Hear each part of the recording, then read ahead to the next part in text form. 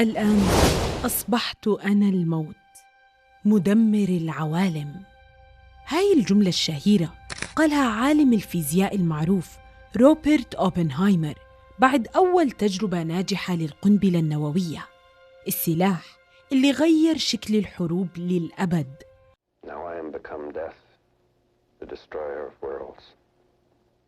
ومن وقتها صار في خوف حقيقي، لأنه أي حرب بين الدول العظمى ممكن تتحول بلحظة لحرب نووية، ويمكن تكون حتى نهاية العالم كله.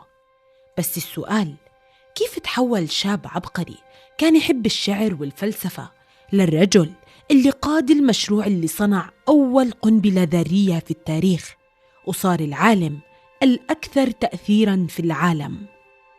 أنا إيمان من قناة قصة، واليوم رح نحكي عن أبو القنبلة النووية روبرت أوبنهايمر.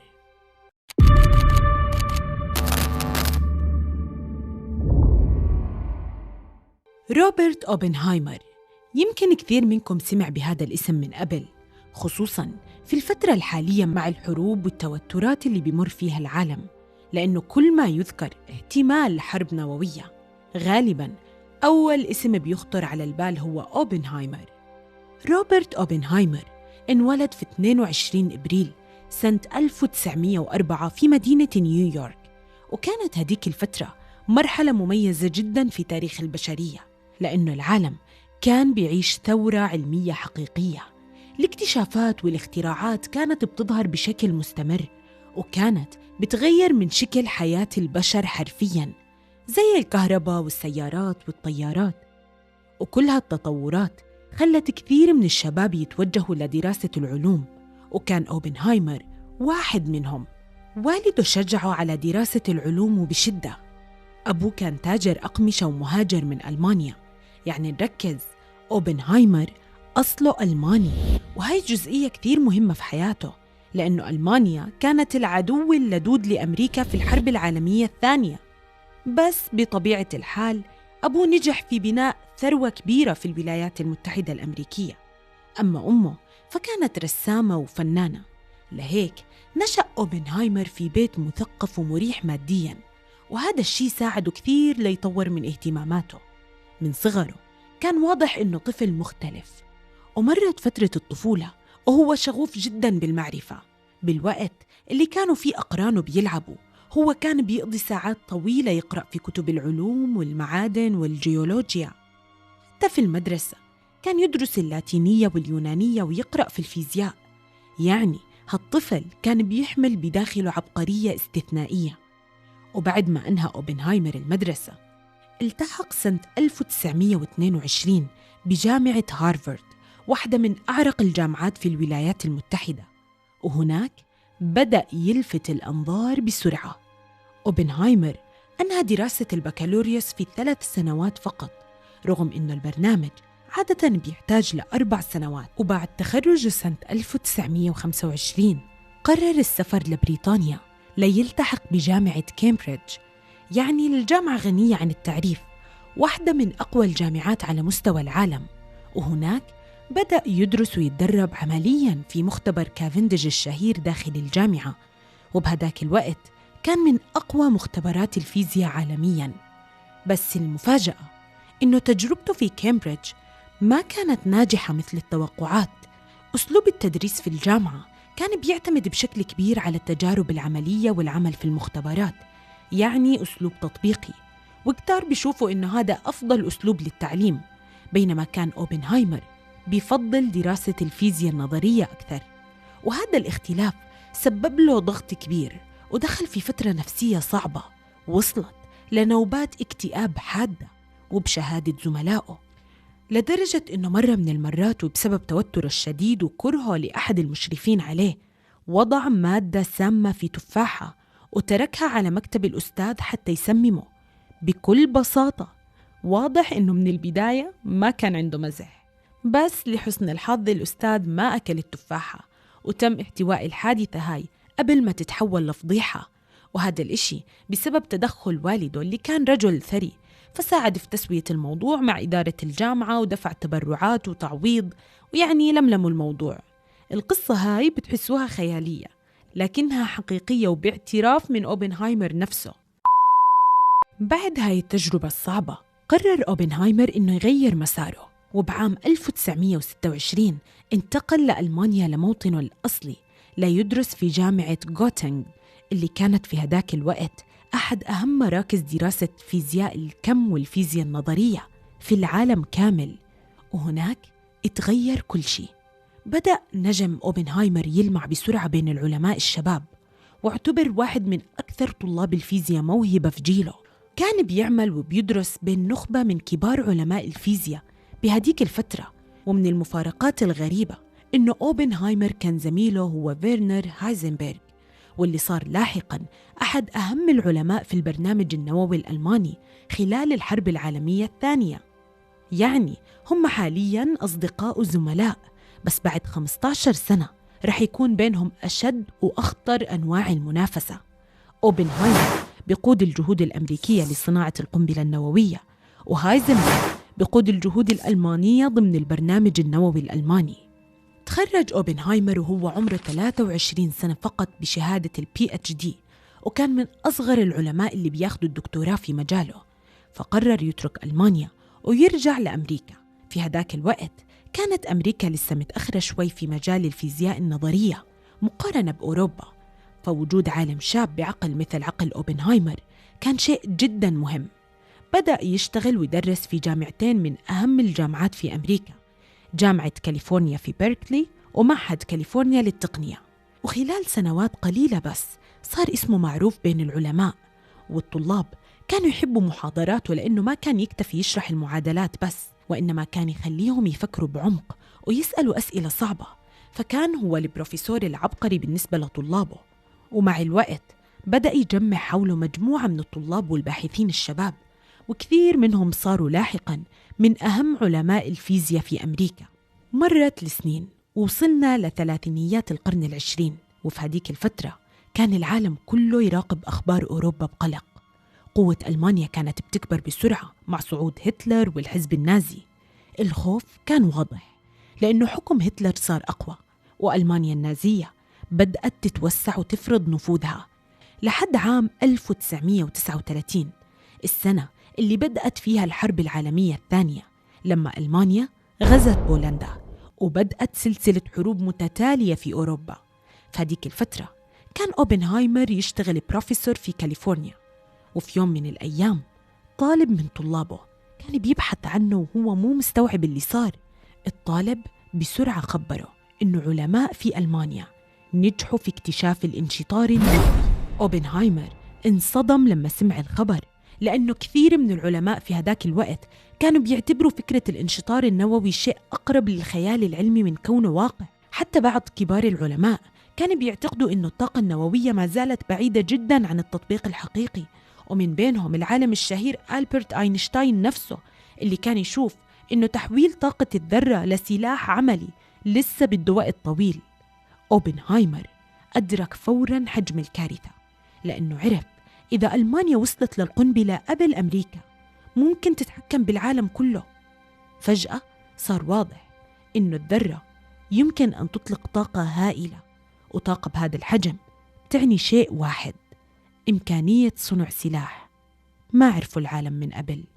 ببساطة وباختصار شديد، الانشطار يعني شطر نواة الذرة لأجزاء أصغر، وما بيصير لوحده، لازمه تحفيز معين لكسر تماسك النواة. كيف بيصير؟ أول شي بينقذف نواة مادة ثقيلة زي اليورانيوم بجسيم صغير اسمه نيوترون. هذا الشي بيخلي النواة تنقسم لذرات أصغر، ومن الانقسام بيطلع شيئين مهمين: أولاً كمية هائلة جداً من الطاقة، أكبر بملايين المرات من أي تفاعل كيميائي عادي.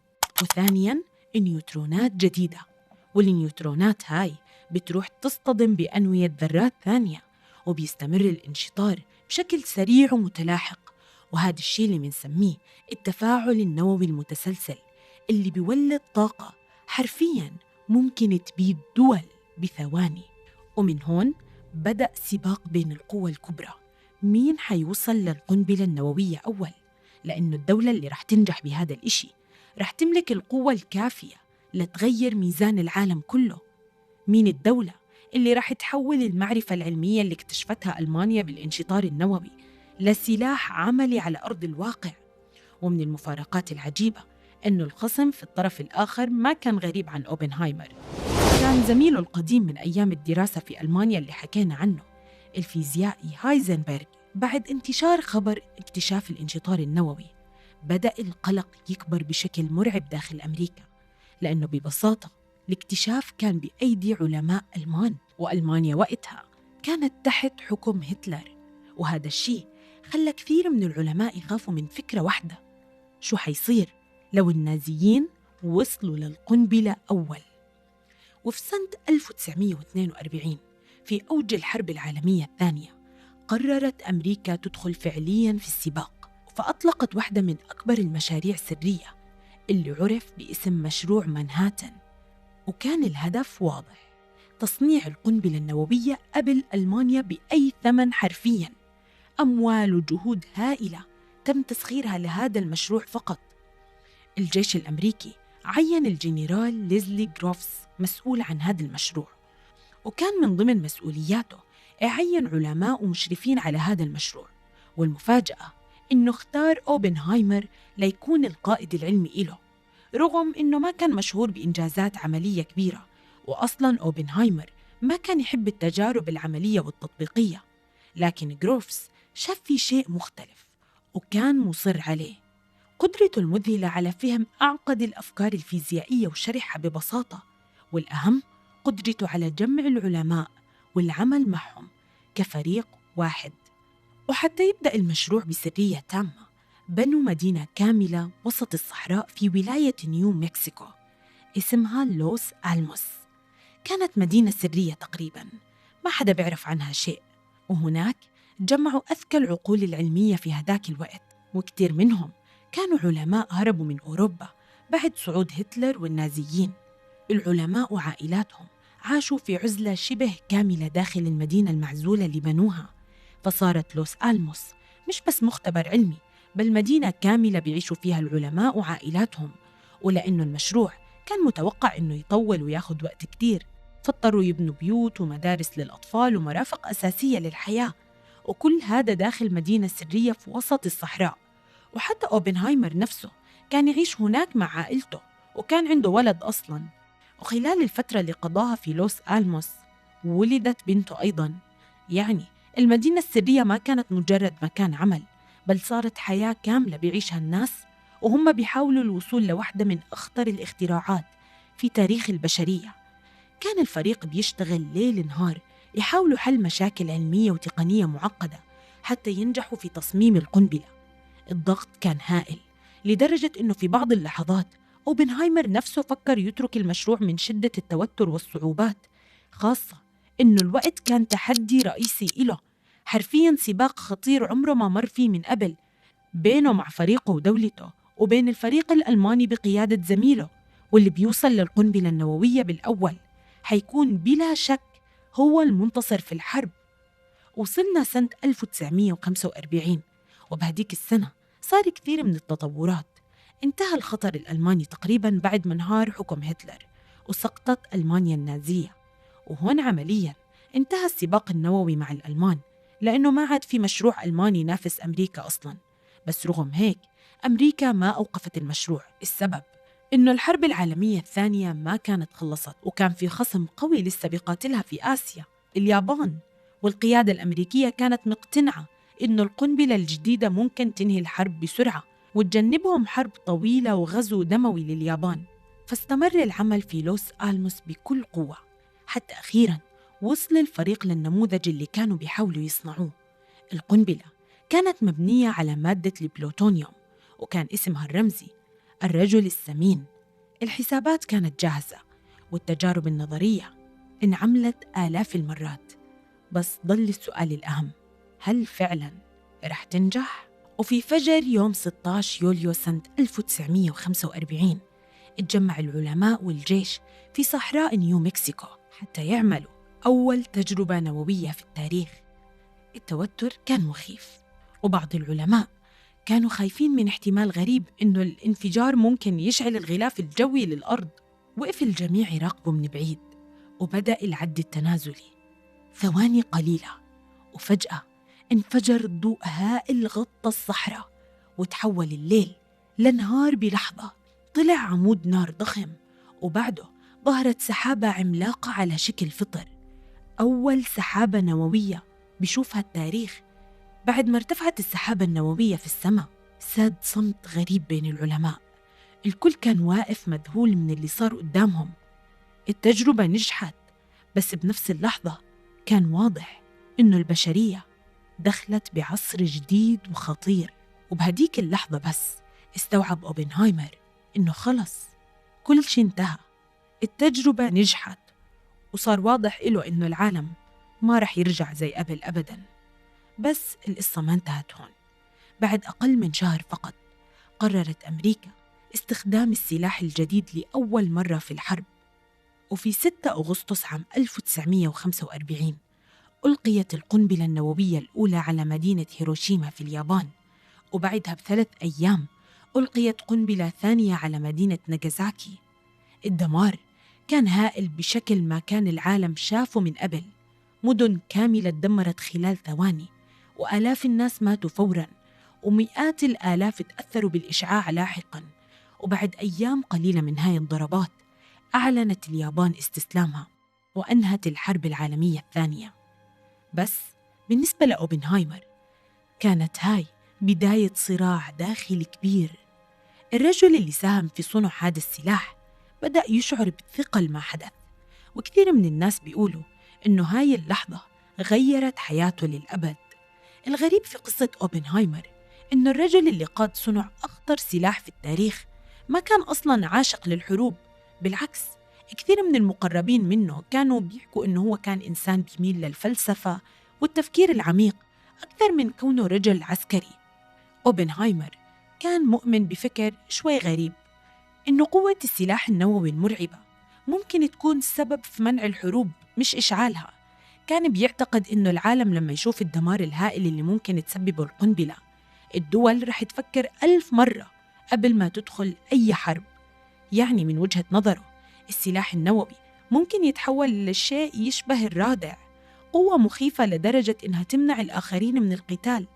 بس مع مرور الوقت وبعد ما شاف نتائج القنبلة والسباق النووي اللي بدأ بعدها بين الدول، بدأ أوبنهايمر نفسه يقلق من المستقبل، وصار يدعو لوضع قوانين دولية للسيطرة على السلاح النووي حتى ما ينتشر ويهدد البشرية كاملة. وبعد انتهاء الحرب تحول أوبنهايمر لأشهر عالم في أمريكا تقريباً. الصحف كانت تسميه أبو القنبلة الذرية، والحكومة اعتبرته بطل لأنه ساهم في إنهاء الحرب العالمية الثانية. لكن خلف كل هذا المجد كان في صراع كبير. أوبنهايمر بدأ يشعر بثقل المسؤولية. هو كان يعرف أكثر من أي شخص آخر قوة السلاح اللي صنعه. ومع بداية الحرب الباردة بين أمريكا والاتحاد السوفيتي بدأ سباق نووي جديد أخطر من قبل. كل دولة بتحاول تصنع قنابل أقوى وأخطر. وهون اتغير موقف أوبنهايمر بشكل واضح. صار يحذر من انتشار السلاح النووي، وكان ضد تطوير قنبلة أشد خطورة اسمها القنبلة الهيدروجينية. كان يخاف إنه استمرار هذا السباق ممكن يهدد مستقبل البشرية كلها.